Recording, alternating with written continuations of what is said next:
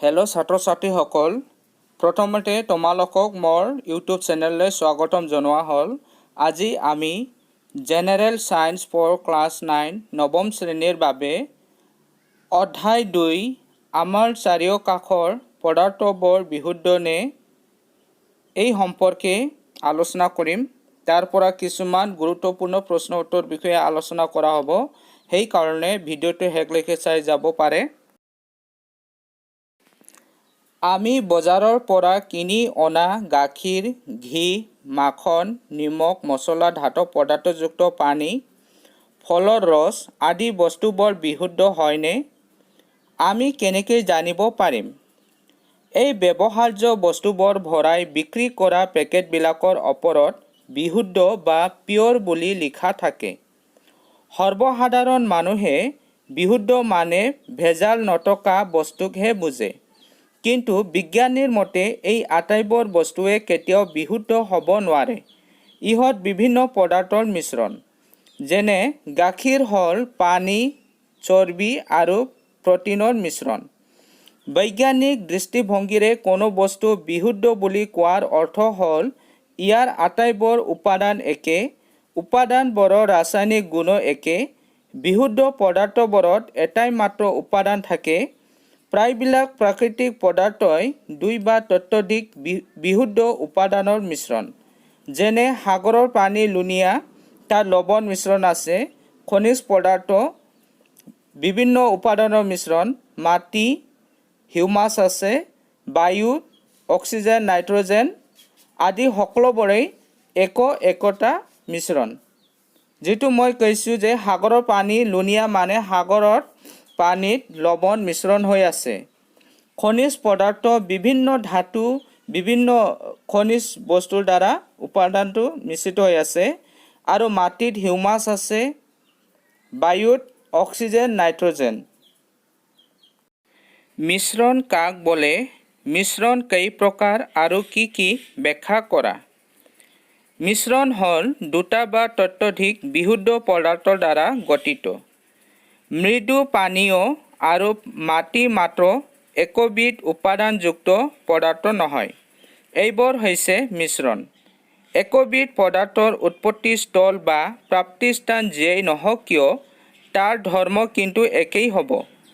গতিকে আমি ক'ব পাৰোঁ যে মিশ্ৰণত একাধিক পদাৰ্থ মিহলি হৈ থাকে। মিশ্ৰণ 2 প্ৰকাৰৰ, সমসত্ব মিশ্ৰণ আৰু অসমসত্ব মিশ্ৰণ। ধৰা হ'ল দুজন ল'ৰাই বেলেগ বেলেগ পৰিমাণৰ কপাৰ ছালফেট আৰু পটাছিয়াম পাৰমাংগানেট বা সাধাৰণ নিমখ লৈ ভালদৰে মিহলাই মিশ্ৰণ তৈয়াৰ কৰা হ'ল। ৰঙৰ সমানতা আৰু মিশ্ৰণৰ গাঁথনিলৈ মন কৰিলে দুজন মানুহে সকলো অংশতে একে সংযুক্তি আৰু একে ৰঙৰ মিশ্ৰণ পায়। এনে মিশ্ৰণকে সমসত্ব মিশ্ৰণ বা দ্ৰৱণ বোলে। যেনে নিমখৰ পানী, চেনিৰ দ্ৰৱ। আনহাতে দুজন মানুহে পোৱা মিশ্ৰণৰ উপাদানবোৰ ভৌতিকভাৱে স্পষ্ট আৰু সকলো অংশতে সংযুক্তি বেলেগ হ'লে এনেকুৱা মিশ্ৰণক অসমসত্ব মিশ্ৰণ বোলে। যেনে লৰ গুড়ি আৰু নিমখ, নিমখ আৰু গন্ধক, পানী আৰু তেল ইত্যাদি। এইবিলাকেই হৈছে অসমসত্ব মিশ্ৰণৰ উদাহৰণ। দ্ৰৱণ কি? গোটা দ্ৰৱ আৰু গেছীয় দ্ৰৱ কি? উদাহৰণসহ ব্যাখ্যা কৰা। 2 বা ততোধিক পদাৰ্থৰ সমসত্ব মিশ্ৰণক দ্ৰৱ বা দ্ৰৱণ বোলে। আমাৰ দৈনন্দিন জীৱনত কেইবা প্ৰকাৰৰ দ্ৰৱ দেখোঁ। নেমু পানী, ছ'ডা পানী আদি দ্ৰৱৰ উদাহৰণ। দ্ৰৱণ সম্বন্ধে আমাৰ সচৰাচৰ ধাৰণা হ'ল এবিধ জলীয় পদাৰ্থত গোটা, জলীয় বা গেছীয় পদাৰ্থ দ্ৰৱীভূত কৰি তৈয়াৰ কৰা মিশ্ৰণ। গোটা দ্ৰৱ যেনে সংকৰ ধাতু, পানীত চেনি মিহলোৱা য'ত চেনি দ্ৰব্য আৰু পানী দ্ৰাৱক। টিংচাৰ আয়ডিন হ'ল গোটা আয়ডিন তৰল এলকহলত দ্ৰৱীভূত কৰি তৈয়াৰ কৰা দ্ৰাৱণ, য'ত আয়ডিন দ্ৰব্য আৰু এলকহল দ্ৰাৱক। গেছীয় দ্ৰৱ যেনে বায়ু, ছ'ডা পানী, তৰলত গেছীয় পদাৰ্থৰ দ্ৰৱণ। ইয়াত কাৰ্বন ডাই অক্সাইড গেছ দ্ৰব্য আৰু পানী দ্ৰাৱক। বায়ু এবিধ গেছীয় পদাৰ্থৰ মিশ্ৰণ। বায়ু কেইবাটাও গেছৰ সমষ্টি মিশ্ৰণ। ইয়াৰ দুটা প্ৰধান উপাদান হ'ল অক্সিজেন 21% আৰু নাইট্ৰজেন 78%। কাৰ্বন ডাই অক্সাইডকে ধৰি অন্যান্য গেছ বৰ কম পৰিমাণে থাকে। দ্ৰৱণৰ দুটা উপাদান থাকে, দ্ৰাৱক আৰু দ্ৰব্য। দ্ৰাৱক আৰু দ্ৰব্য কাক বোলে? সংকৰ ধাতু কি? দ্ৰৱণটোৰ যিটো উপাদানে আন উপাদানক দ্ৰৱীভূত কৰে তাক দ্ৰাৱক বোলে। মানে যিবিধ উপাদানৰ পৰিমাণ আছে তাকে দ্ৰাৱক বুলি কোৱা হয়।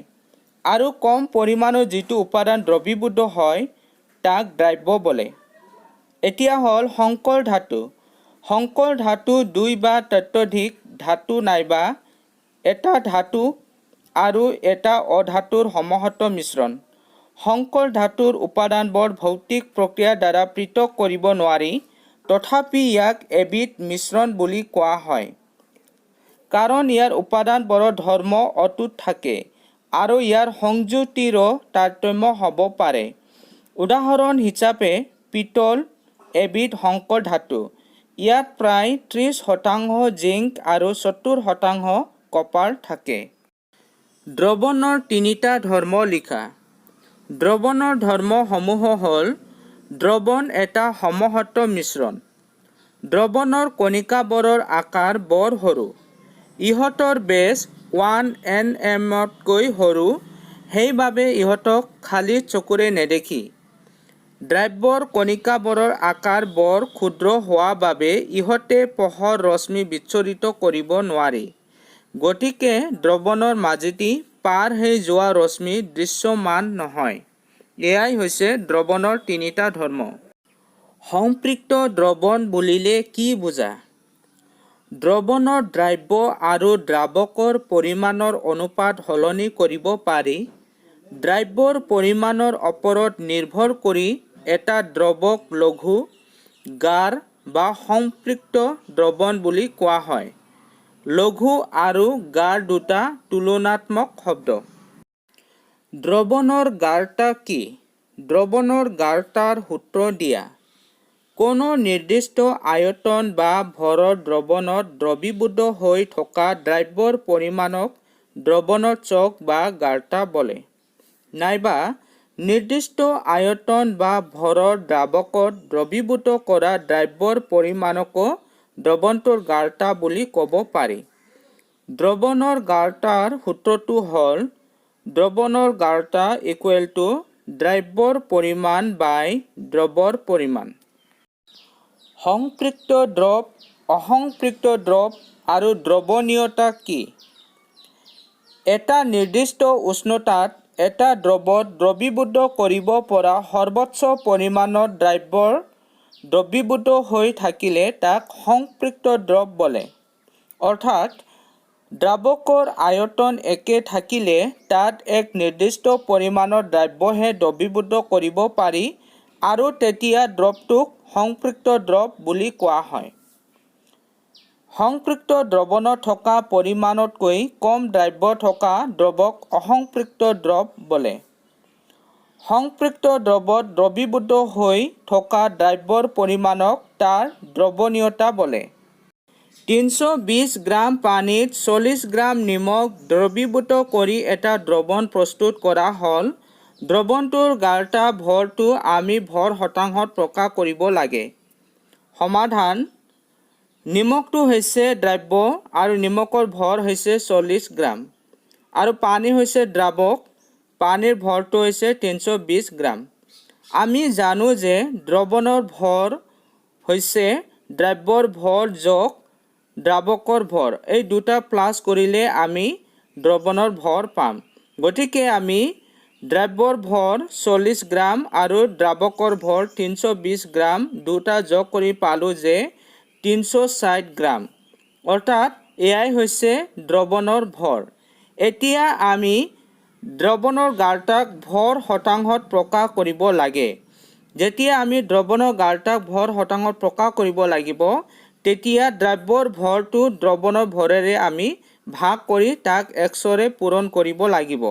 গতিকে দ্ৰব্যৰ ভৰ হৈছে 40 গ্ৰাম আৰু দ্ৰৱণৰ ভৰ হৈছে 360 গ্ৰাম। এতিয়া 40ক আমি 360ৰে ভাগ কৰি 100ৰে পূৰণ কৰিলোঁ।